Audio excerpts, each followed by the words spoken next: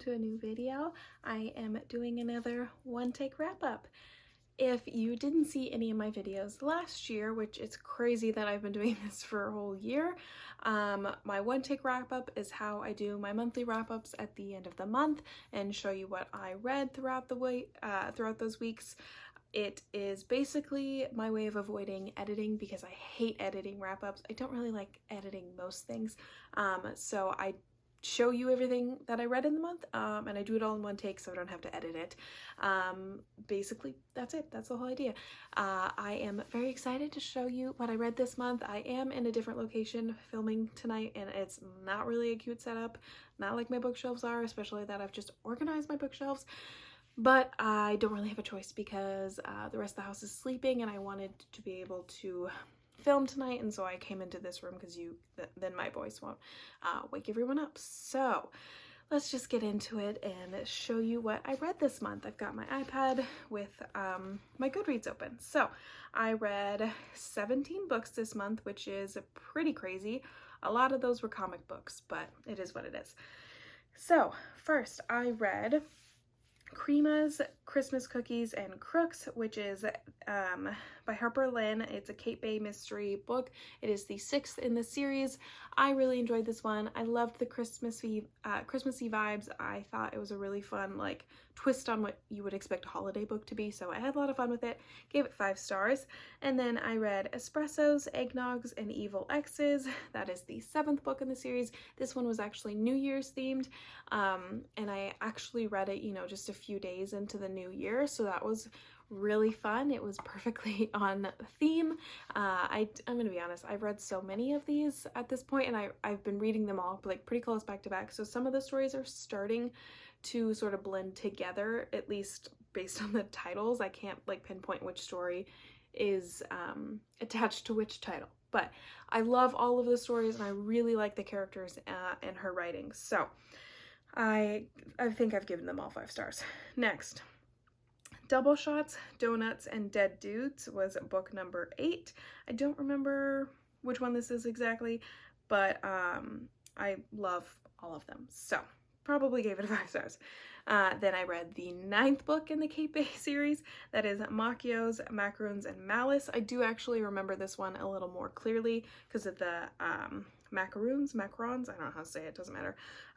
This one was really fun. I think it might be my favorite. I still think the first one might be my favorite too, but this one was fun because it took us out of the town setting, and they were on a little like vacation spa weekend kind of thing, and they had a mystery to solve there, which was lots of fun. It was, again, never the person I expect to be the killer, but it was really cool to see them work the case not necessarily in the setting of their little town, so it was fun. And then I finished Kingdom Keeper's Shell Game. This is book 5. This is what I picked up as part of my reread. I've been slowly rereading this series for the last few, I think honestly years at this point, and I was pretty sure 5 is where I left off, so I picked this up. I had a lot of fun rereading this because there are like big scenes in this book that I do remember, particularly the last chapter, a huge cliffhanger, but there was a lot of this that I didn't remember, so I had a lot of fun sort of rediscovering all this stuff that it kind of felt like reading it for the first time because there was so much that I did not remember. I remembered this scene that's on the cover, I remember the last chapter, and that's about it. So don't mind my dog scratching at the door. But so it was really fun to reread it and just have some fun with the middle grade, and yeah, and it took me probably 6 weeks to finish, but I did it. I just wasn't in a like physical book reading mood. And then I got convinced by TikTok to read Blindsided by Amy Dawes, and man, TikTok was right about this one. I already really like Amy Dawes. I read her book called, it was, I think, One Moment Please it's called. Either way, it was a Kindle Unlimited romance that I picked up with a a one-night stand that leads to a pregnancy trope, and I loved that book, and I loved this one just as much. The only thing that could have made it better would have been a surprise pregnancy, but I just adored these characters. They were so cute together, and I am a big fan of friends to lovers, which is what this story was, and to see them like deny that they like each other for so long, and then as they like slowly start to realize it, and like then they won't tell each other and they're not going to tell anyone, they're only like starting to admit it to themselves. It's fantastic. The angst, I loved it. These characters were so cute. There was a lot of conversation in the heroine's mind about her trying to find like acceptance in her body, and like on the surface she would say like, oh, I don't care how I look, blah blah blah, but then she would do things, or she would like say things instinctually that it was clear that it was a point of like self-confidence, but what is I can't think of the word, like low self-confidence, I guess, that she, would say things about her body, and he was like always calling her out on it, like, don't say that, you're beautiful. And it was beautiful. I loved it. It was such a good book. There were also some super emotional points that, like, the arguments they had in like the third act, I was like, it was really hard to read, but I think it made the relationship in the end so much more solid. So really enjoyed it. Next I read the 10th and final for now book in the Cape Bay Mystery series, that is Punch, Pastries, and Poison. This is the most recent book. I thought this would be the final one because I'm like, oh, book 10, it'll end. But it was left pretty open-ended, so I'm pretty sure there's more coming. This one might be my favorite too. I really liked the Poison storyline. Rather than anyone being explicitly murdered, although people did die, it was Poison, so it was really interesting, and once again didn't guess who it was. I don't know why I'm like this, maybe I'm just dumb, but I literally never guessed the killer. But I had a lot of fun. It was really good, and there were just a lot of cute little moments too with the two main characters that are together. There was just a lot of cute moments with them, so I really enjoyed it. Next, I read the new Eternals 500-Year War series on Marvel Unlimited. I caved and bought Marvel Unlimited, in case you're wondering, and this I think was exclusive to Marvel Unlimited. So it is issues 1 through 7. Each follows a different Eternal, sort of flashing back to when they start to realize that the war with the deviants is kind of upping. It isn't like how in the movie they start to like genetically evolve. It's not necessarily that, but they can tell that the deviants are getting smarter, and it's as they discover that. So I probably liked Druig and Makari's the best. They go to Japan and fight Japan. I think they went to Japan and China and somewhere else. But they fought a deviant there, got this really cool samurai sword, really fun. I liked, it was Phastos and what is Salma Hayek's character's name? I'm too tired for this. Anyway, her. I liked their stories while they went to Babylon, I think. I don't remember. Either way, ignore the dog. I really liked these comics. They were a lot of fun. I loved the art style. I liked that it was a way for me to get into an Eternals comic with the way that I am familiar with the characters, rather than reading like an original Eternals comic, which I am interested in doing. But from what I understand, the characters are quite different. Some of them are. Like Druig is very different. I'm not sure Makari's even in the comic books, to be honest.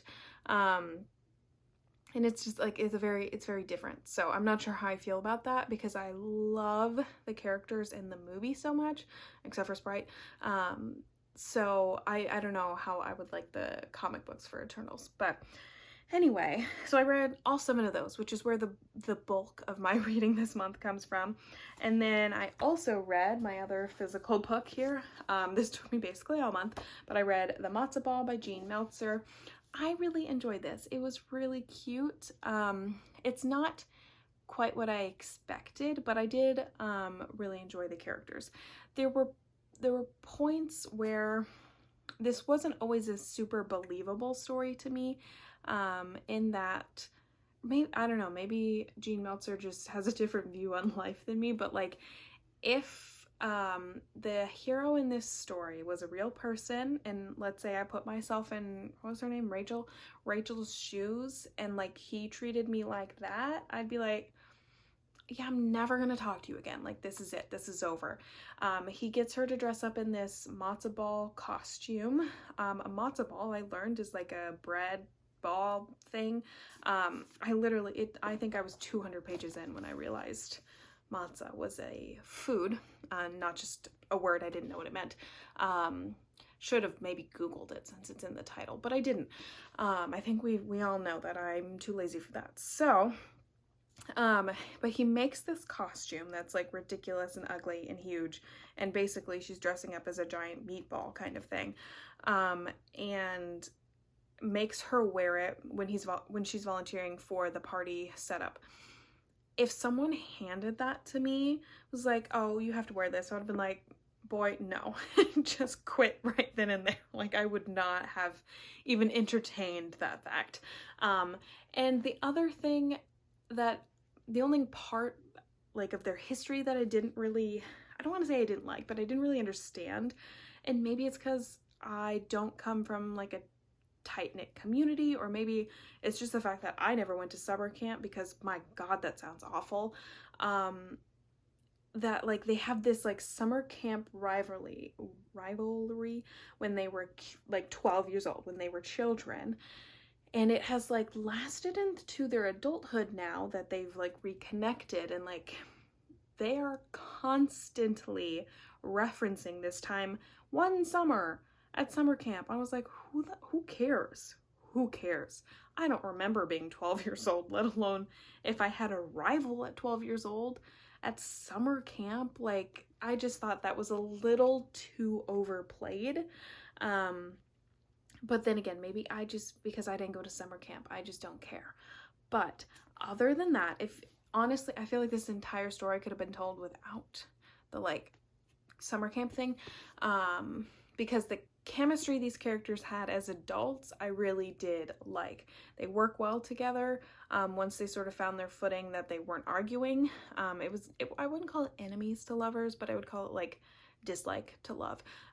So that part I really enjoyed. I really, really liked Rachel's sort of backstory with her chronic illness. She has chronic fatigue disease, and there was a longer sciencey name for it that I can't remember, but that isn't something I've ever heard of before, so I found it really interesting to learn about that through this character. And I think Gene Meltzer also has this chronic disease, so it was interesting to hear how her experience has been with it and how she sort of integrated that into the character.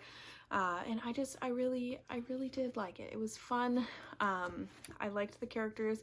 I will say I didn't expect it to be like a clean romance. It was clean. I think there was 1-2 kisses, and that was it. And I was like, wow, I haven't read a clean romance in a hot minute. But it's very cutesy, very Hallmark. Like, if Hallmark, I wouldn't be surprised if this was not a movie on the Hallmark Channel in 2 years. So overall, did really enjoy it. Had a lot of fun. I think the fact that Rachel, the main character, harbors this like secret love for Christmas, I found that hilarious. Really enjoyed it. And yeah, that's all my thoughts. It was fun. I think I gave it a 4 stars just for the like childhood thing I just didn't vibe with. But okay, we're almost done. Last 2. I read The Off Limits Rule by Sarah Adams, which I really enjoyed. It was a best friend's brother romance. So we've got, I don't remember what her name is. She hit Georgie. That's probably not it. I genuinely can't remember what her name is, but it's not important. So she moves back into town, moves in with her brother. She has a 5-year-old son. She just had run out of money, gotten fired wherever she was living, and moves back in with her brother to get back on her feet and have her family nearby to help take care of her son. She's a single mom. and she meets her brother's best friend and they fall in love, and it is just the cutest thing. At first they were keeping it a secret, and it was just so much fun. It was also really, really funny. This author knows how to write a funny book. Again, this was actually kind of like, I would consider it a clean romance. Didn't expect that. Like, maybe I just need to learn. Sometimes these cutesy covers can be like clean, or sometimes it's, you know, Tessa Bailey has cute covers like this and she writes definitely steamy books, so who knows. And then this is a duology. There might be more coming, I don't know. The second one is The Temporary Roomie, also by Sarah Adams.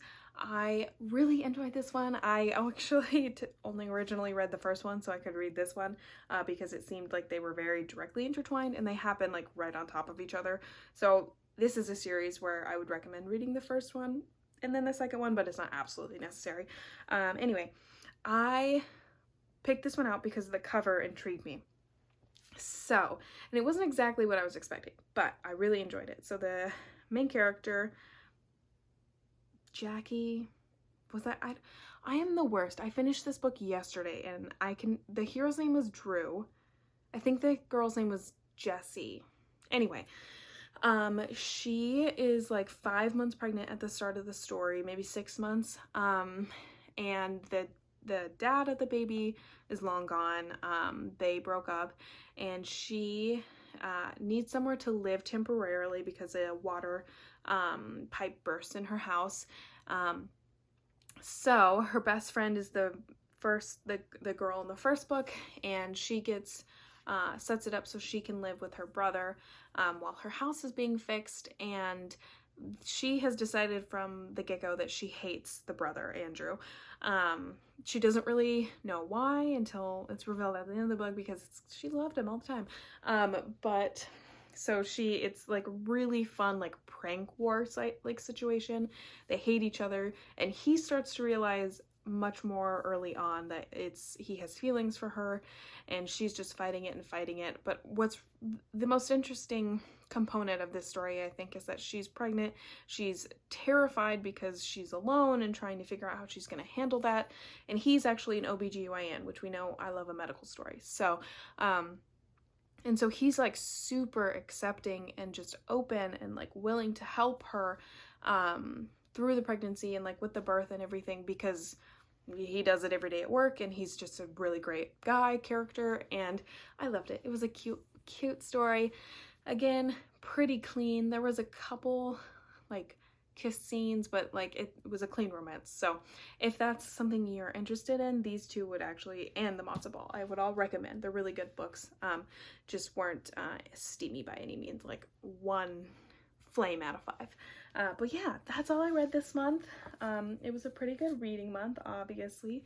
I am in a reading mood for mostly romances right now. That's all I am feeling. Maybe a historical romance I'll try, but we'll see. I'm feeling more the contemporary romances right now. But that is my reading update, my wrap up in one take. I am going to go just hopefully get some more reading done tonight, and I will see you for next month's February one take wrap up, but I will be uploading some other videos this month. So thank you for watching, like, share, subscribe, and all that fun stuff, and I will talk to you guys next time. Bye!